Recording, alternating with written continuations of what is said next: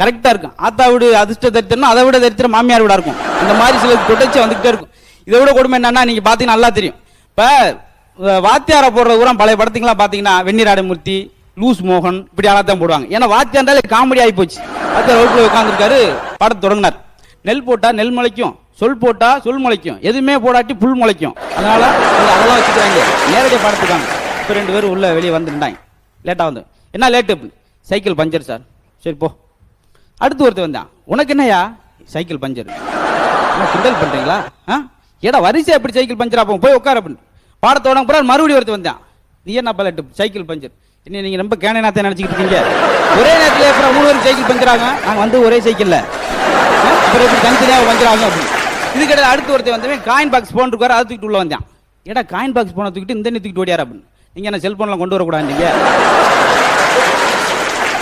இருக்கேன்னு சொல்லி கோவத்தில் குச்சி எடுத்து அடிக்க போனாரு. குச்சியை பிடிச்சிட்டான். என்னையோட நீங்க அடிக்க முடியாது. நான் ஒன்னும் சாதாரணமாக சேரல, 20,000 ரூபா கொடுத்து சேர்ந்திருக்கேன். நான் உன்னை அடிக்க விட மாட்டேன்டா, நான் 40,000 ரூபா கொடுத்து சேர்ந்திருக்கேன்.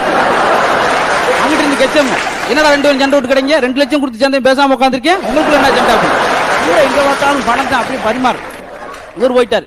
இப்போ சயின்ஸ் வாத்தியார் அவர் வந்தவர், தம்பி பிராக்டிக்கலாக பாடத்தை தொடங்குறேன்னு சொல்லி, இதுதான் வயர் அப்படின்னு ஒரு 6 மீட்டர் வயர் எடுத்து காட்டினார். இதுதான் சுவிட்சு, இது ஹோல்டர், இது பல்ப் அப்படின்னு மாட்டி சுவிட்சை போட்டார். படக்குன்னு பல்ப் அப்படி எரிஞ்சிச்சு. பார்த்தியா ஒளி எப்படி வந்துச்சு? கிடுகுடுன்னு ஒருத்தர் மேலே வந்து சுவிட்சை அப்படின்ட்டு எப்படி போச்சு, அப்படிதான் வந்துச்சு அப்படின்னு உட்காந்துட்டான். நம்ம யோசிக்கிறது அவன் பயங்கரமா யோசிப்பாங்க. சயின்ஸ் வாத்தியாருக்கு ஏற்பட்ட குடும்பம் மாதிரி வேற யாருக்கும் கிடையாது. சொன்னார், இது வந்து செடி வகையை சேர்ந்ததா அல்லது மர வகையை சேர்ந்ததா? இது முனிசிபாலிட்டியை சேர்ந்தது, காம்பவுண்டுக்கு வெளியே இருக்குல்ல.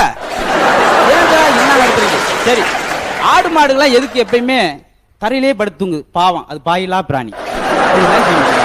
அதுக்கு ஏதோ அது கட்டாயம் கொடுத்தாங்க. இங்கே கேட்டாங்க, மழை எதுக்கு சார் பெய்யுது? குளங்கள் நிரம்புவதற்கும் செடியுடைய தளர்ச்சி வளர்வதற்கும். அப்படின்னா அங்க மட்டும் தானே பெய்யுது, டவுனுக்குள்ள எதுக்கு பெய்யுறது? இப்போ பரீட்சையில் தான் பின்னி எடுத்துருவாங்க.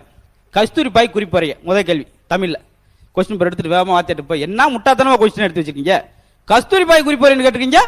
கஸ்தூரி கேள்ல, கஸ்தூரி பாய் என்ன சார் குழப்பறீங்க? அடுத்த ஒரு கொஸ்டின், ஷாஜகான் தன்னுடைய